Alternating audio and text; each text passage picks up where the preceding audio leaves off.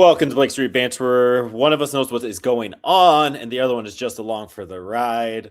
Eli, say what's up to the people. How's it going, everybody? Hi, I'm Aaron. Eli is coming back to us from the Cactus League with the sweet hat. Are those really 50 bones? Because I saw that on a thing, and it made me super mad because I want one, but I can't do 50 bones. Yeah, try 55 on for size.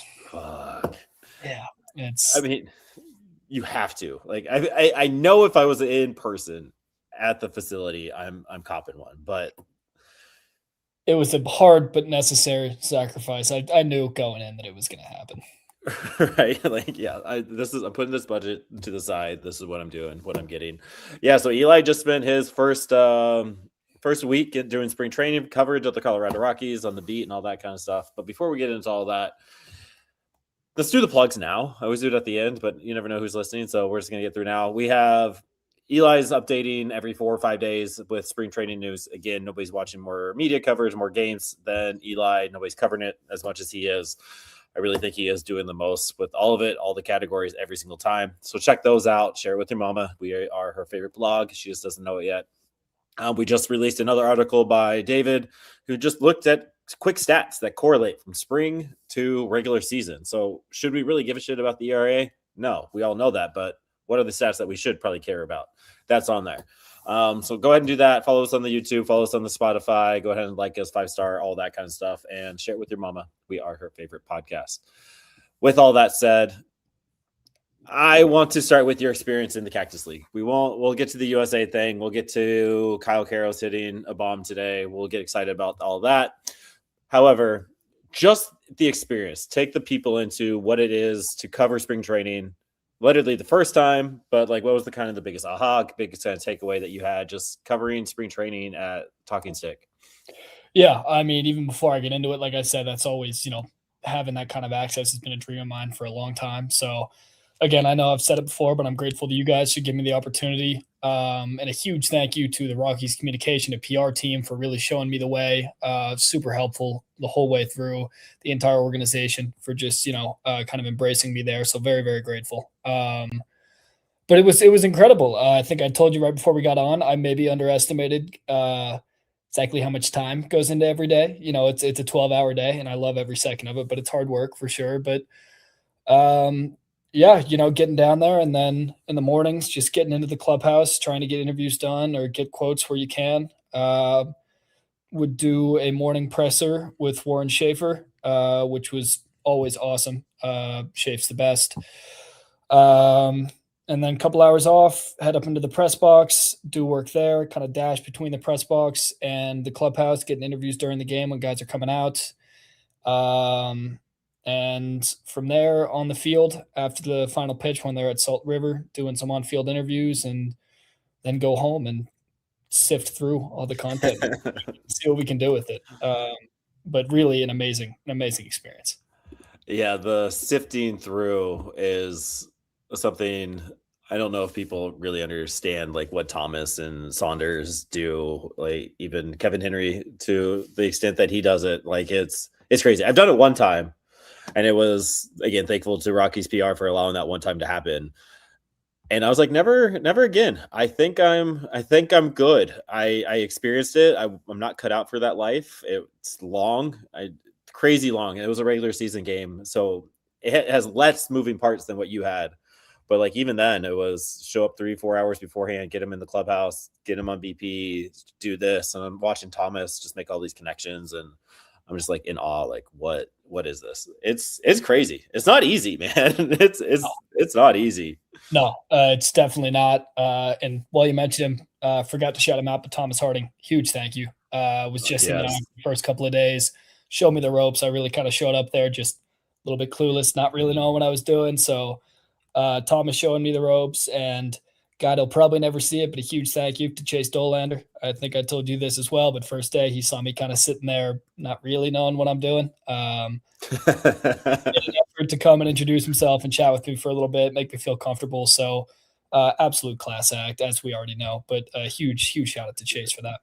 Yeah, hopefully Mama Doe is listening. I think she might be a listener. If not, we'll we'll send a thank you to Mama Doe. She's an incredible person as well. And Chase is a dog, and just the fact that he's did that is cool as hell. And it's cool. And I did enjoy some of your texts, like, yo, ESB Zach Agnos recognized us. I thought that was cool. Like, Zach was one of our guys 2 or 3 years ago. We had him on, and just the appreciation that they show, and you never know what happens.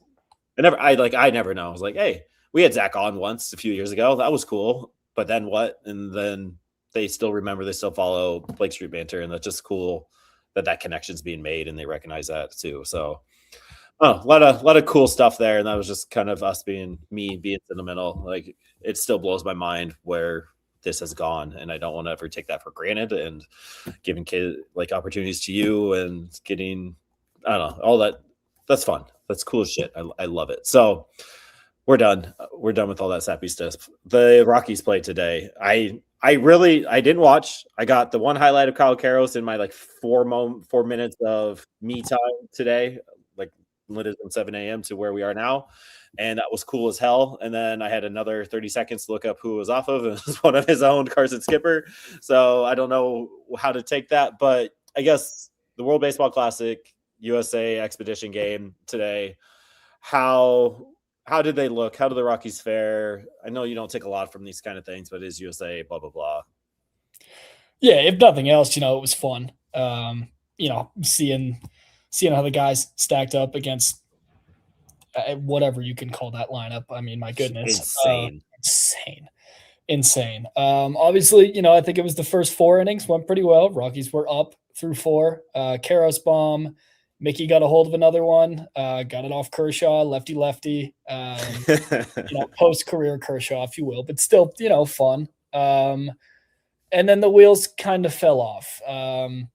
Hughes had a tough 5th, and, really the box score will make that look worse for him than it was. He had a couple of walks, settled in, defense wasn't great behind him, and then everything kind of spiraled after that.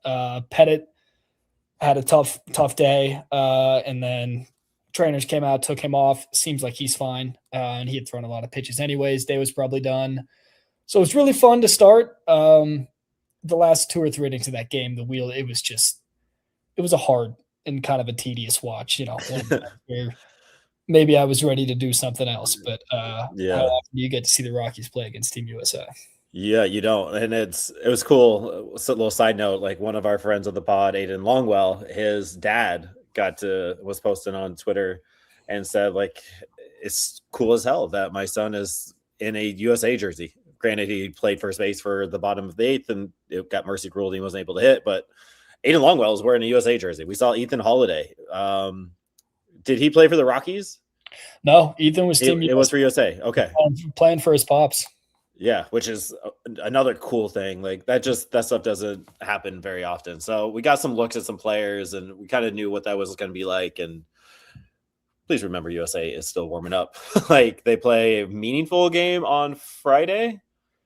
It feels right. Feels right. Like, again, World Baseball Classic. We're a Rockies coverage, not World Baseball Classic, but I know it's right around the corner. I think Friday is a big deal. I know it starts tonight. I know there's 2 teams playing meaningful game right now. So it's just cool. It's fun. I definitely don't take anything more than that. But spring training,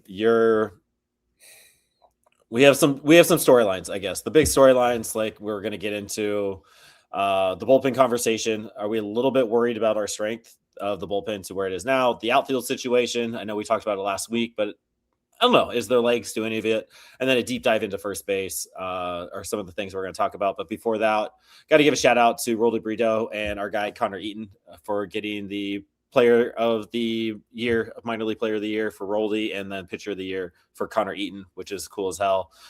Just 2 dogs. And if you don't know who Roldy Brito is, you haven't been following us along enough at all, because I think he's a fan favorite of the BSB chat right now. I mean, Isaac loves him, and just what he did at the ACL, insane numbers as an 18-year-old. So if you don't know Roldy, get to know Roldy. And then Connor Eaton, 124 innings last year. Appreciate 124 strikeouts, 3.5, sub 3.5 ERA, may even been sub 3.0, made his way up to AA, and just the dog. So another name to watch out for with those guys. Got to get that shout out. So as far as the storylines go, pick one. Which one do you want to start with? First base, outfield, or bullpen issues?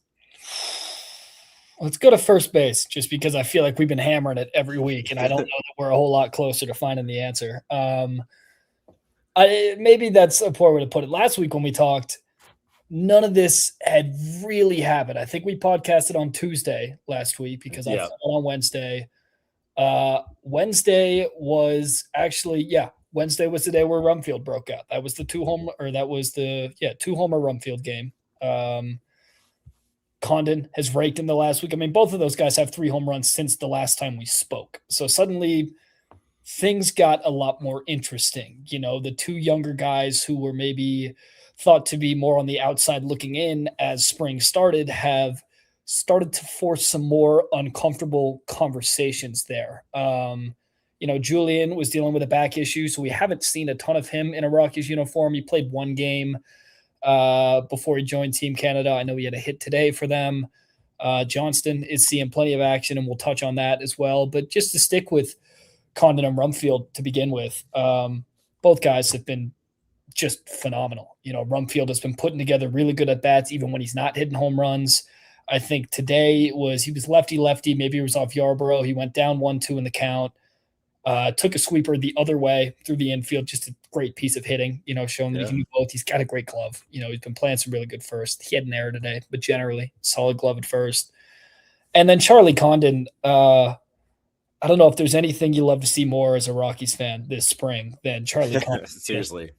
Raking, 3 bombs, but it's good at bats. He's not just swinging wildly, and occasionally making that contact. The at-bats are a lot better.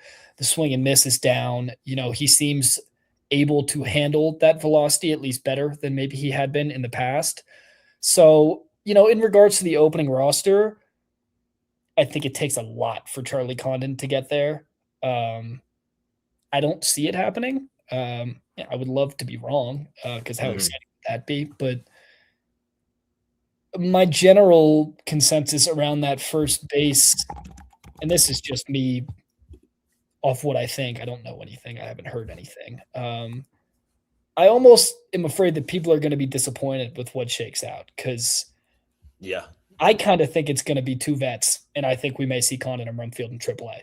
And a lot of time, and we'll touch on this for the other positions, but just the direction of this franchise and the effort to sign both veteran pitchers and veteran bats kind of signals to me that, at least for the first month of the season, I think experience is going to be really key in terms of that roster and having guys playing every day that have played before so that, if you come in with a bunch of young guys that are adjusting and suddenly you look up and you're 3-17 and it's like, maybe they weren't quite ready to play every day.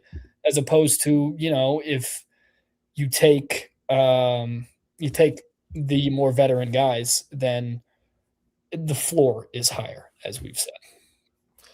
And that seems like we keep hearing competition, but we also hear we're going to have a veteran presence. And this, what you just got done saying is kind of why, right? So it's very interesting. Because I mean, if it were to be happening right now, I think you and I are putting one, or if not both, TJ and Charlie on the opening day roster.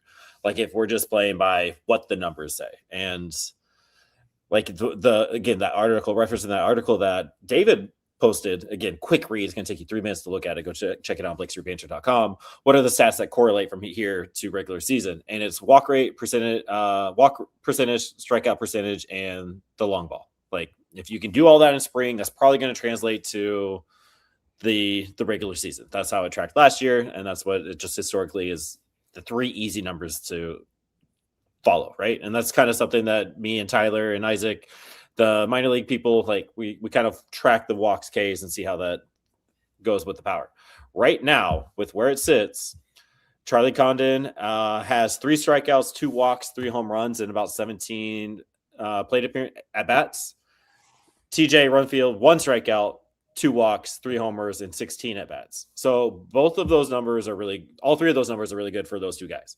So if that's what we're following, if that's what the numbers are saying, these guys should lean that way, right? Go into Eduardo Julien, who is struggling. And it's not good for Julian. 3 strikeouts and 12 plate appearances, and the offensive numbers, there's no power, are just even worse. So, like, you look at this veteran presence, is Eduardo even a veteran presence with 2 years overall service time? He has a 786 plate appearances.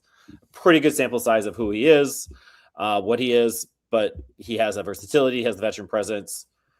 At what point does that young stud piece come into play over the veteran presence that we brought in for very low cost? When does that kind of cancel out? And Troy Johnston, somebody who, I'm saying this as somebody who has not watched any spring training, who has not followed any spring training, just literally kind of box score watching every other day. I didn't know Troy Johnston was playing. Dude, man, has the most plate appearances of anybody on the Colorado Rockies in spring training. So that says another thing. Granted, he isn't the name that is, Charlie Condon, Ryan Ritter, Cole Carrigg. He's not that guy. And that's not fair to him. And he's one of my favorites. I'm kind of big on Troy Johnston. But I just feel like there's this line, right? This line that we don't know where it is that says, you know what, maybe one of these kids should get a shot, because the veteran presence that we brought in isn't showing up the way we thought he was going to at spring training. The versatility is great, but we have versatility across everywhere. So why not just have a first base only guy in TJ, who we brought in, were kind of a nice little track record at AAA last year with the Yankees. So I don't know. I don't know if there's a question. I guess just my observations with that. And I'll let, before you respond, Wildly Innocent, thank you for hanging out again, Big Dog. Always appreciate your presence here. Nick, you as well, man. Thank you for hanging out in the chat. Will we see Krim at all this spring? I'm going to say no. Based on what I've read, you're going to confirm that. It sounds like he's going to be out for most of spring training. I think it's lower back spasms. I think I'm making that up. It's a different injury. But I don't think we see him during spring from what I've read, and he will probably be placed on the IL to start the season. How correct am I about Blaine Krim? And then respond to what I just got done saying. Yeah. In terms of Krim, it's kind of a blind spot a little bit. I am inclined to believe that your timeline is about right. Yeah, I was going to say oblique was where I was going to next. Thank you for that. With the soft tissue injury, when there's not something that is, necessarily, it's not a fractured wrist, something with an easy timeline, you don't really know. Yeah. The last I've heard, and there hasn't really been a lot of updates, at least not public ones. I don't think he's swinging. I don't think there's baseball activities yet. And it's just another thing to consider, because, Krim's a guy that we don't really know how the new front office looks at Krim. He is not one of their additions, so we don't know where that value stands. We haven't seen him a lot this spring. Even last year, there were flashes. There's some power, but there were a lot of strikeouts last year as well. So Krim makes the whole thing really interesting. If Krim is not healthy by opening day, then it's very interesting to me, just in the sense that how important is it to the Rockies to have a right-handed option at first base for matchups? Because if you look at it from that perspective, Condon's the only guy. Julian's left-handed, Rumfield's left-handed in terms of hitting, and obviously Johnston as well. So it's another element that it's a lot of hypotheticals surrounding that right now, so I don't want to get too deep into it. I will fall into a wormhole there. And then, just coming back to first base, the line in terms of young guys and when they get the chance, I'm with you. At some point it's going to happen. And there's a very real chance that TJ Rumfield is on this opening day roster. Don't allow what I'm saying to remove that from the picture. But I think, based on everything that Schaefer has said so far this offseason, those younger guys provide them with depth and an option if people are struggling, and they will get their chance at some point. I don't have any doubts that we will see Rumfield and or Condon in a Rockies uniform this year. My general prediction, and this is just a feel thing, I can be totally wrong, is that they will go with the veterans early, but there will not be a hesitancy to go to that youth. If those guys aren't playing good baseball, then I think you'll see people sooner than later. I don't think that there's a lot of fear there, but I think that the veterans are likely to get the first shot. as much as I want to believe what I was saying earlier about letting the kids cross that line and get the call, I think I agree with you. The only world I kind of see it happening is if Blaine Grimm is placed on the IL to start the season, and like, yeah, you know what, we could use a Charlie Condon right here to bat. Let's go. He's kept this up, and I think we are going to see some numbers start changing as pitchers are starting to hone in their stuff for the season. I think we have 2 weeks, 3 weeks, 2 weeks. We're about 2.5 weeks before like gate opening day. So pitchers are going to start getting their stuff ready and stop tinkering and go, all right, we're going 3 innings. We're going 45 pitches. Here you go, kid. And I think we're going to see some of this switch out, right? We have to play the law of averages in our mind. So I tend to agree with you. Thank you, Wild, for the question. Does Eduardo Julin get a primary role at first base with Team Canada? You said he got a hit. Do you know where he was playing today? No, but I can check really fast. I know we didn't play yesterday, but that's not super shocking considering he played in that game against Cleveland on Monday, I think it was. Let me see where he started today. He hit leadoff and he actually DH'd. They have Naylor first, so I don't imagine that he'll be playing first base over Josh Naylor. But yeah, and I don't. We'll take that with a grain of salt. Like Cole Carrigg is playing shortstop for Team Israel, and I don't think any of us in this room right now is thinking Cole Carrigg is the future at shortstop for the Colorado Rockies. So it's the World Baseball Classic. It's fun, right? Wild. So it'll be fun to see where he plays and what he can do. So first base still open. I do think some numbers will change. We'll see how far Canada goes. We'll see how far they go into this tournament. And then when do we get Eduardo coming back? Does that experience on a more competitive field get his feel back at the plate? You don't know. People just respond differently. But let's go to what's next. Let's go to outfield. I think we want to end it with the good with the bullpen, because I know your boy ZA will be a hot topic for you to talk about. So the outfield, I mean, we keep talking about it. I'm creating the storyline. Based on the stats that David gave us, right? So strikeouts, walks, and homers. Can I tell you about our boy Jordan Beck and his numbers right now? It's not good. I thought I had it ready. I don't. Dang it. That was going to be really good. Jordan Beck got it. 7 strikeouts and 19 at-bats with 1 walk. He has 2 doubles and a homer in that spot, so that slug is there. It's a 526 slug. But those strikeout numbers, if it's carrying from spring training to what it is to regular season, and somebody who I think he had a 28, 29% strikeout rate all last year, which was growth from his year before. I think it was above the 30 line. Is there concern about Jordan Beck? I don't, like we keep saying, it's Jordan Beck, McCarthy, Doyle. Yes, this is what it is. Has Jordan Beck solidified himself over the last year and a half, 2 years to be, I'm in the corner outfield spot. Give me that no matter what my spring is, right? Yeah, I think going into opening day, I think he has done enough. Whether that's what I believe or what the consensus is, just from everything I've heard and the way that Warren Schaefer talked about this roster and talked about Jordan Beck, yeah, Jordan has done enough. I thought the second half of last year showed a lot of growth. I mean, we got to remember that Jordan had – people forget about the start to Jordan Beck's 2025. I mean, Jordan Beck broke with the team, had a very difficult start. Very, very difficult. Went down to AAA almost immediately, and Veen came up. And then Jordan came back, and he had that big series in Kansas City where I think it was 3 home runs in the same day over a doubleheader. So, there was some inflation of the numbers there. I think Jordan has done enough to have one of those corner spots solidified. I think it's a pretty safe assumption that Beck will be in right and McCarthy will be in left on opening day. Beck is playing some in left, but Schaefer has said that that's just for guys to see time everywhere. Beck will play some left this year, but for the most part, when McCarthy, Doyle, and Beck are in the outfield, you will see Beck in right. I think he's done enough. I'm not overly concerned about Beck. I know, I hear what you're saying. The strikeouts have to come down.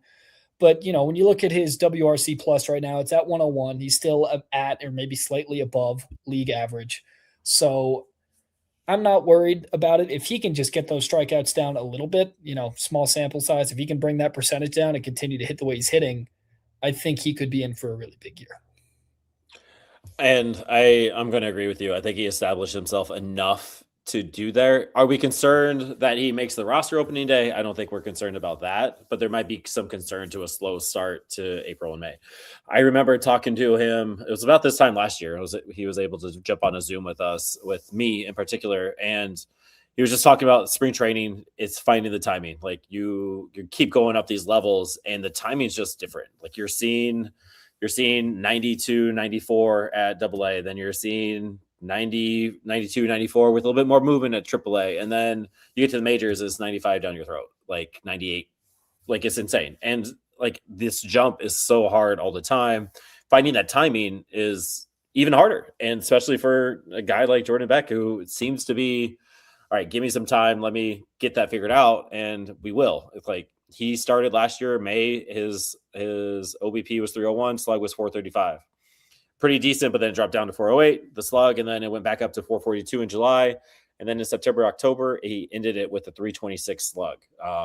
Strikeouts were pretty rampant across the board. 26 was the low per month. So we're striking out roughly, that 27, 28% of the time. But once you get that timing, I think it's going to be okay, because Jordan Beck last year, one number I didn't say, in April and May, he had 10 RBIs, 5 home runs, and 65 plate appearances. Like he actually crushed the ball in April and May, but then pitchers figured it out. And it's like, all right, all of May was a little tough. I'm sorry, March and April, and then May was tough. So it's Jordan Beck. It's who he is. He's going to strike out. The goal is to get that strikeout from 28 down to 25. And if we can bump up some of the other stuff, we're okay. I don't think it's a concern for him to not make the opening day roster. However, Cole Carrigg and Zach Veen are pushing the envelope. I know we talked about Cole Carrigg last time. I think Cole Carrigg is definitely a head above Zach Veen right now. Zach Veen has 4 hits. 2 of them are the homers, but the 3 walks to the 6 strikeouts and the 14 plate appearances are kind of an ugly look, where Cole Carrigg has 0 walks to 4 strikeouts in the 18 plate appearances. Again, I'm just following what the numbers say. Our guy David on the website, yes, I keep plugging it. Go check it out. I love our analytics department. Mile High Metrics to the moon. He's just doing it. Like no walks is a little concerning, but the low K rate, right? Like I don't know. You play with what you have. If Cole Carrigg just dominates for the next 2 weeks, if he beats the pitching that we just talked about being more legit, and he goes off on Israel, and he's in Israel and like is doing this thing, like can Beck be the 4th outfielder and get some playing time every other day? Cole Carrigg get some playing time as the 4th outfielder and push Beck out to the side, and we have a whole conundrum. Like Tyler Freeman is finally playing tomorrow, so we don't know where he's at. I don't know. There's fun storylines, and I like kind of making up this little fairy tale with where we can go with it, but I don't know. Like this front office allows this to happen. It allows us to think like, what if? How does this go? But baseball knowledge says, shut the fuck up, Aaron. Like it's Beck's job. Cole Carrigg is still trying to figure out. You can just move on. But I don't know. I feel like there might be a world. There might be an alternative universe. Yeah, I mean, I can't even begin to express how impressed I've been by Cole Carrigg throughout this entire spring. I mean, we said it last time a little bit. The bat was a little bit tougher in the second half of last year, and he's done nothing but hit this spring. Like you said, Right. The walk's not awesome, but he hit with Colorado and Team Israel yesterday. He had another hit. He had a walk yesterday, stole 2 bags, scored the only run in the game in a game they won 1-0. Today, he had another hit. It was a triple, and he stole another bag. So I think that Carrigg, I don't see him. I think opening day he would have to go supernova the rest of the way, because when you look at the 4th outfielder, Schaefer still seems to have a lot of confidence in Mickey Moniak's ability to play the outfield. What was Mickey Moniak playing center for? Was that just like I saw that on the lineup today against USA? Did we not see Mickey in right?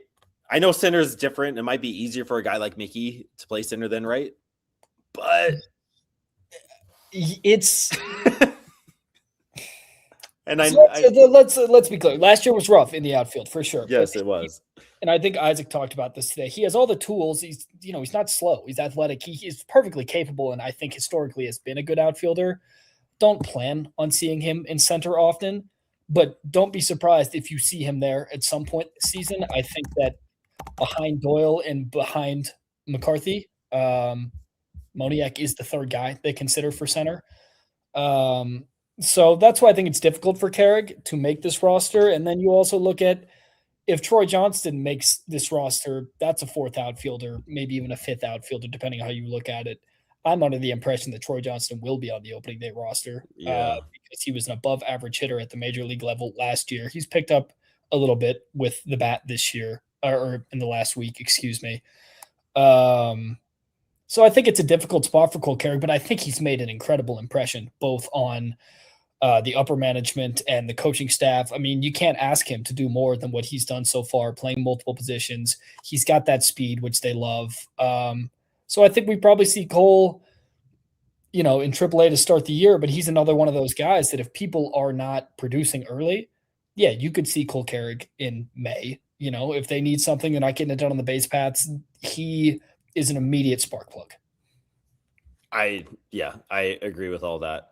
And to Luke's point in the chat, Mickey Moniak last year played over under 30 games at center field. Eli, how many at center field last year? How many games did he start last year for the Colorado Rockies?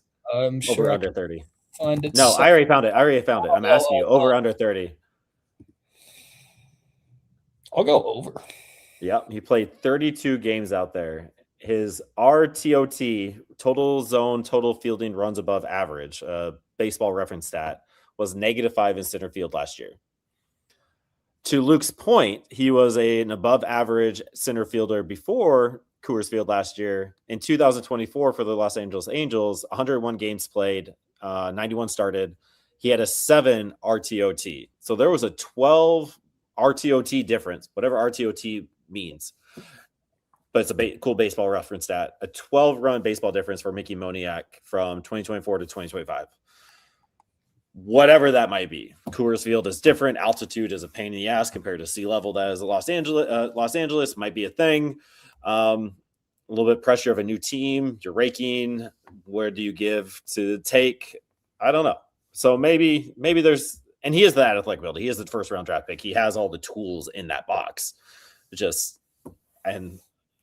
Part of my Mickey Moniak hate is for the pod. It's not real, but it is interesting to see. Like I saw Mickey in center. I was like, what is happening? I was like, where is everybody else? But versatility is something he wants to do. And like Brian said in the chat, Shafe is going to be a Tetris master with all these pieces. You've heard me say it multiple times. AJ Hinch and the Tigers, like it's a thing. And if you can navigate your lineup, Mickey, you're in right to start the game. You know what? I need Cole Carrigg to come cause chaos. Brent Doyle, you're struggling. You're going to come out, but let's move some thick pieces around. Like there's so many things that can be done with the athletic ability that we have in the outfield.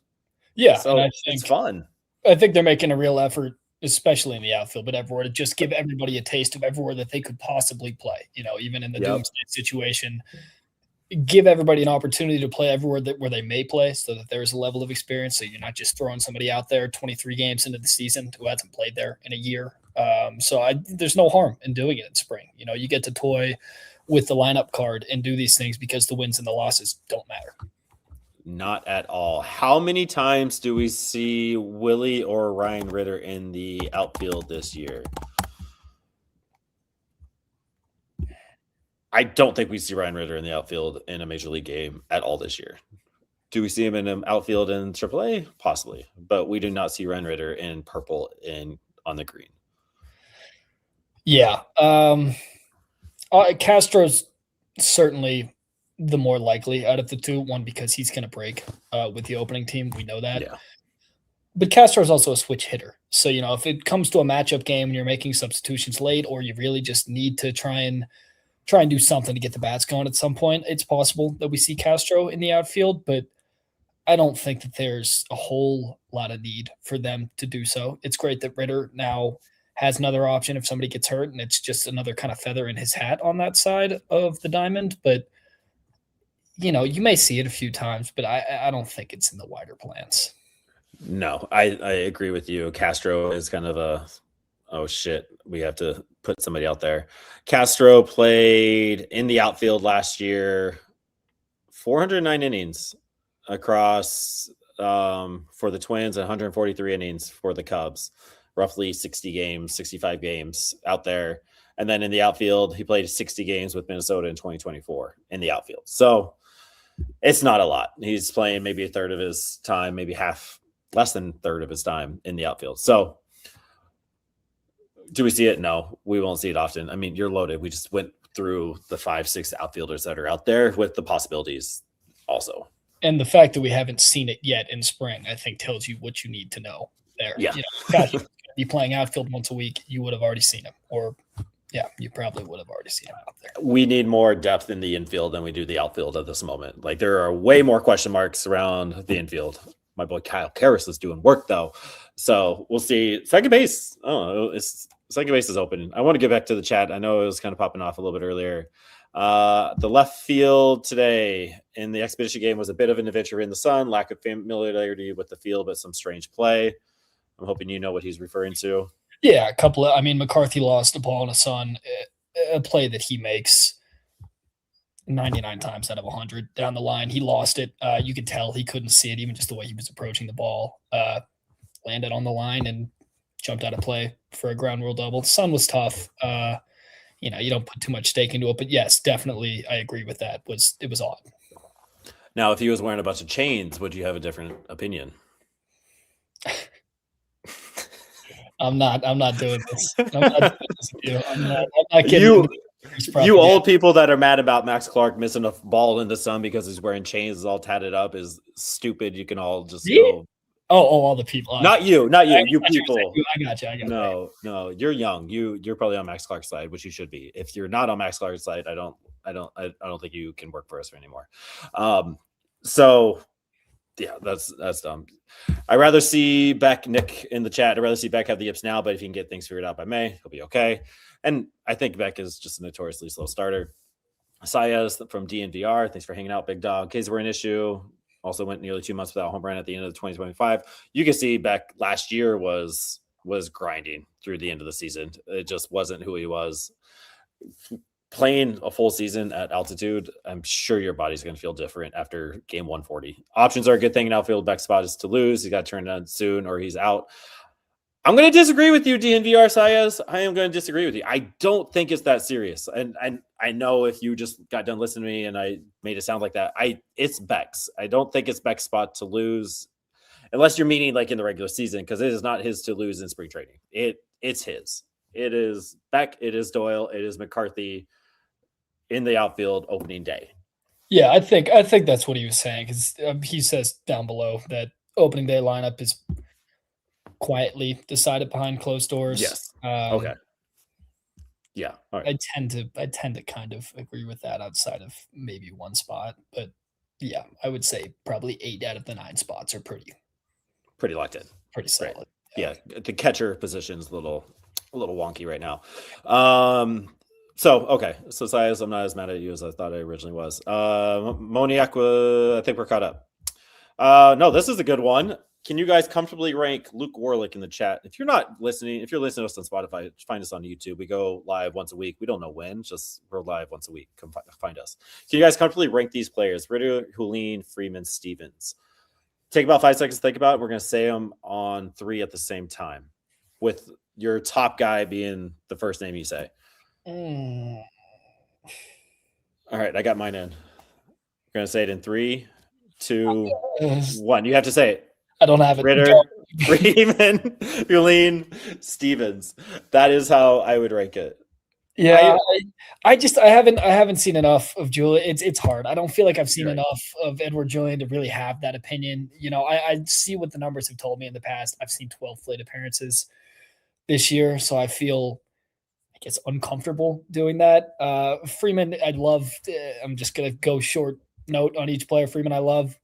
But even despite the low K percentage last year, was still a below average hitter. In terms of he had a 91 WRC plus. It's not a lot going on in the gaps, and I love Tyler Freeman. I hope that this doesn't come out otherwise, but it there's a real conversation to be had there. Ritter has been phenomenal this spring, and that's somebody that hopefully we'll touch on a little bit before it ends. Ritter's been great, one of the best players all of spring.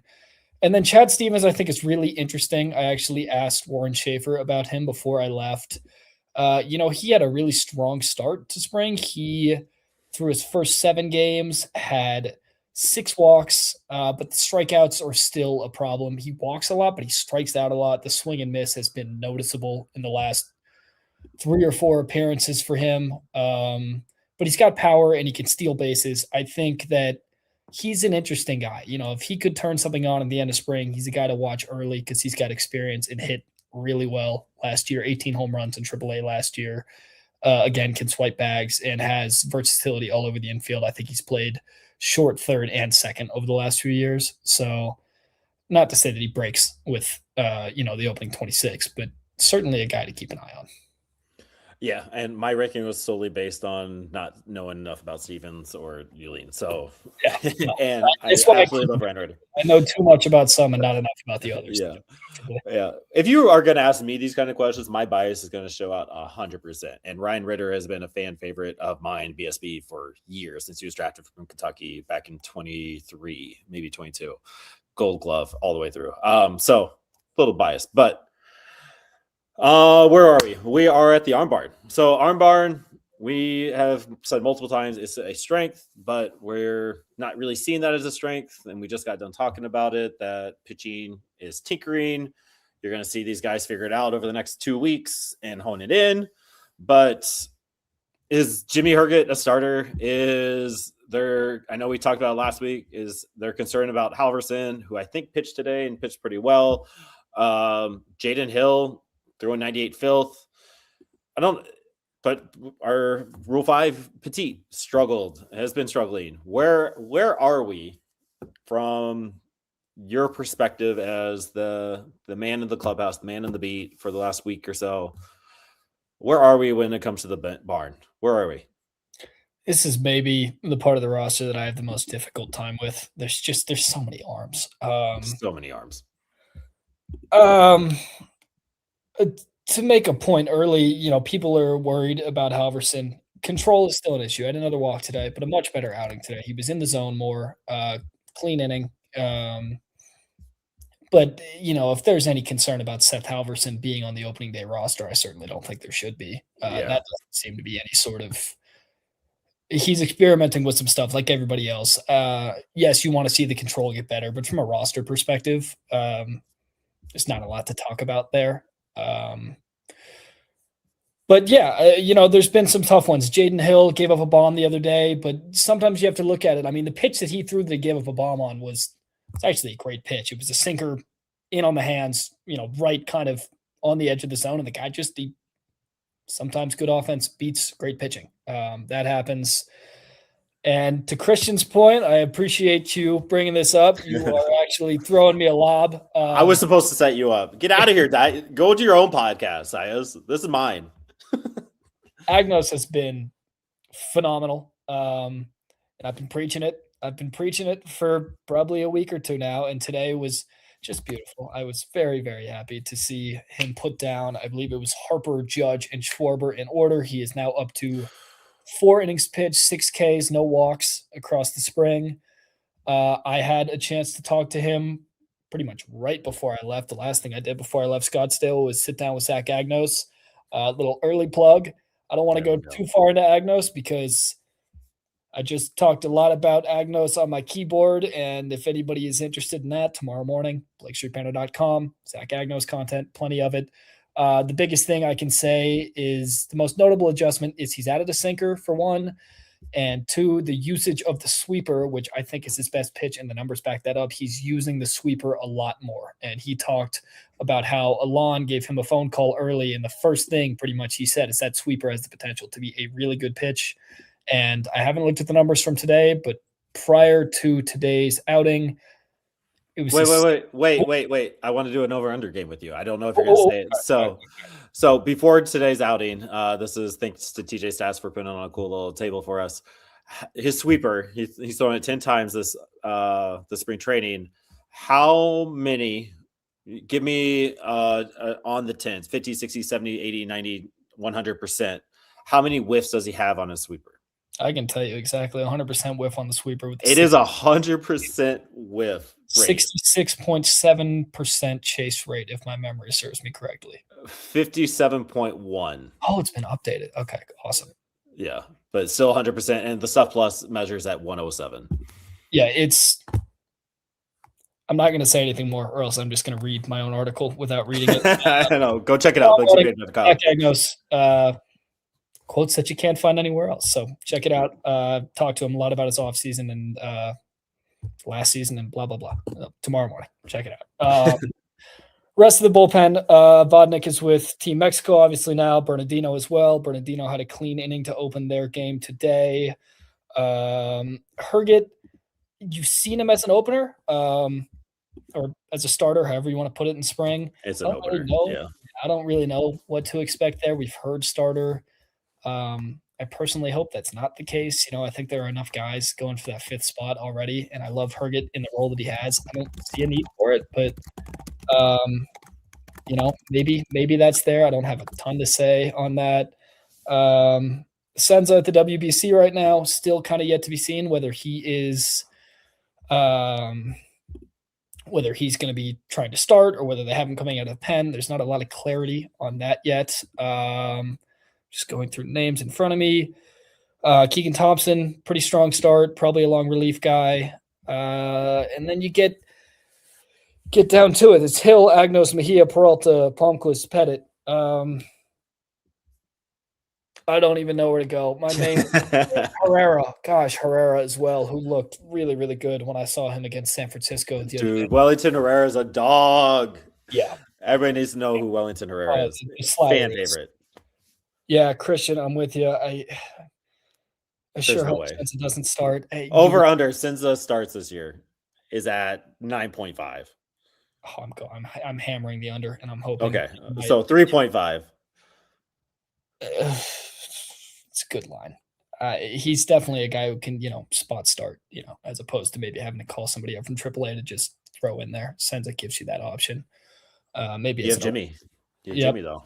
Yep, true.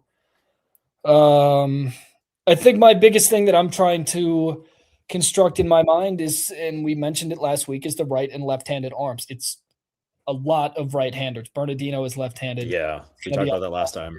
Yeah, but once again, the left-handed arms that you see after that, you see Palmquist, you see Peralta, and you see Herrera. Yep. And then Parker Mashinsky, too, who's had a strong couple of outings. I didn't know a whole lot about him before spring. Looked really good when I saw him in person, struck out the side against the White Sox. So, maybe he's somebody that comes on, but the way that they construct it is going to be very interesting, especially when you consider the fact that Pettit is a guy that has to be on the roster. He goes back. I believe that Keegan Thompson is also out of minor league options, which is a conversation of its own. I will double check that. So there's a lot of moving parts there, and it's exciting. In terms of being worried, I'm not worried. I think that as talented as the bullpen is, it's still really young. I think that there's some volatility there. So I have the utmost confidence in the stuff that we see in the bullpen, which is encouraging. The stuff is really good.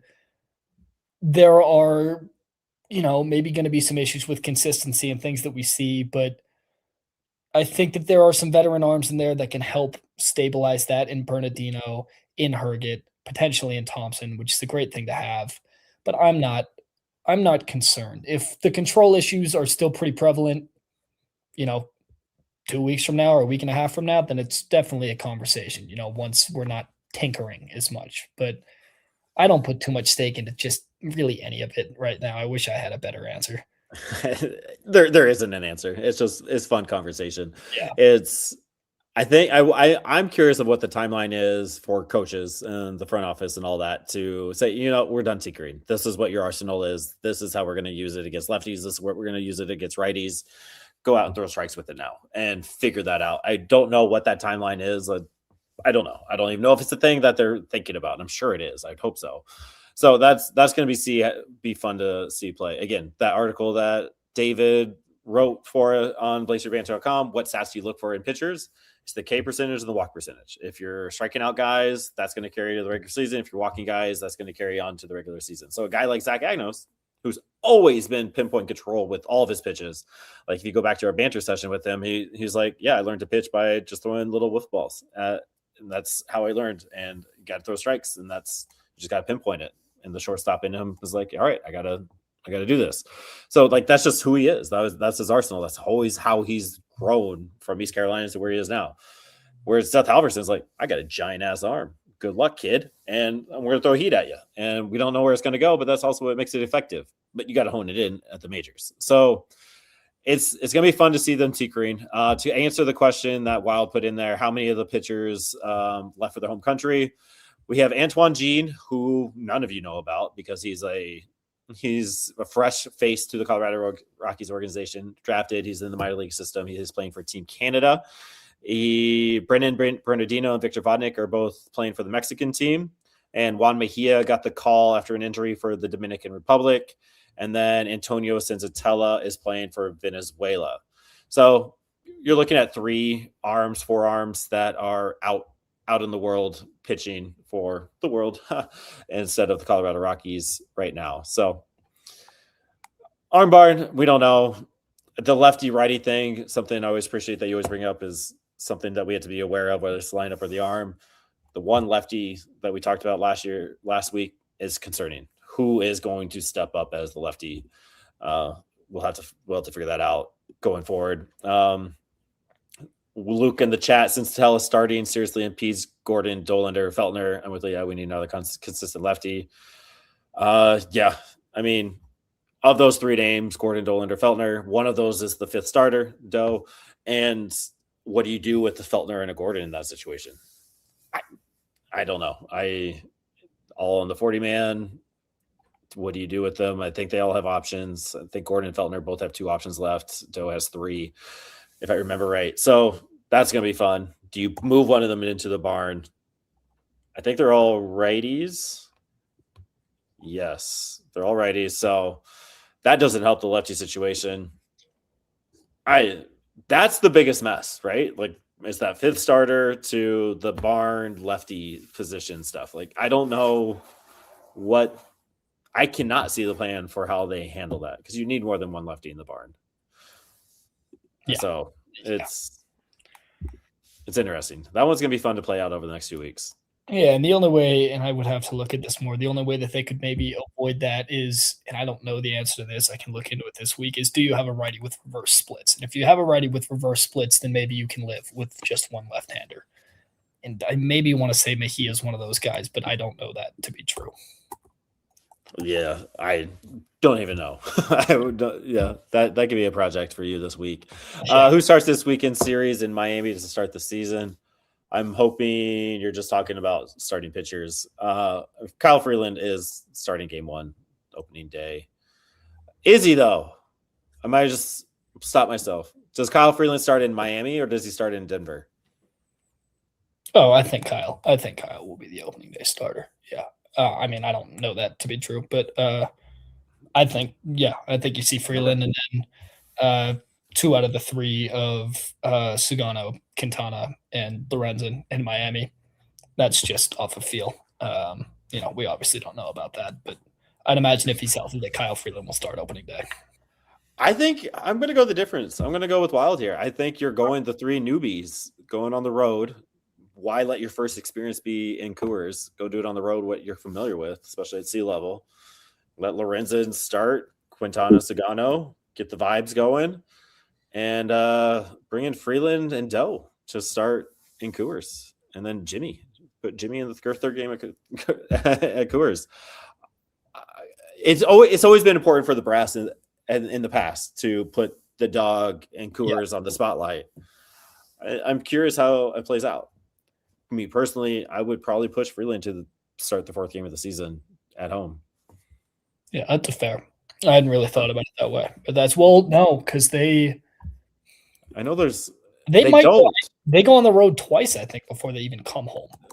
I think that's where my head is. I want to say they played 2. Who gets to it first? Oh, they do go to Blue Jays first.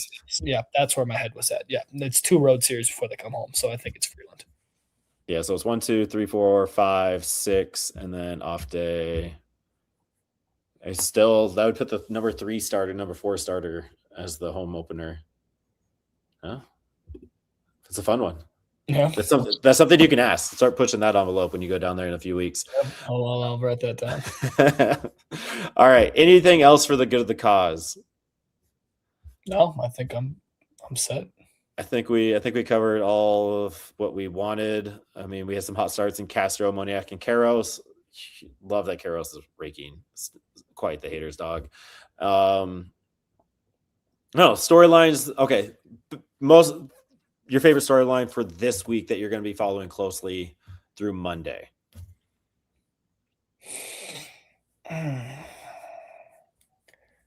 It's probably still first base, just seeing how they handle that. First base, going to keep watching Ritter, see if he can keep, because Ritter may force some uncomfortable conversations about that opening day roster. He may, if he keeps doing this and stealing bases, could force his way in. Off the top of my head, that's what I have. Yeah, that was going to be my answer. So I'm going to switch it up and I'm going to shameless plug this as we get out of here. I thought you're going to go backup catcher because your boy Brett Sullivan has been on a tear. And if you haven't checked out Eli's work on BlakeStreetBanter.com about Brett Sullivan earning the backup catcher is a story. Yes, wild. Yes, it is. It needs to be. It needs to be a storyline because Brett Sullivan is absolutely raking. Fulford is struggling. It is a thing. It is a thing that needs to be happening because what? Not wild. Why can't we talk about backup catchers? Backup catchers are people too. They need recognition. They need representation. And Eli's got his dog. He's got his horse in the race. Brett Sullivan is that person. And there's good reason. There is good reason. I'm not going to let him talk about it. You got to go read his words on BlakeStreetBanter.com with it. Backup catcher is what I'm going to be following. Who steps up, Fulford or Sullivan as the backup catcher? Share us with your mom. We are her favorite podcast. She just doesn't know it yet.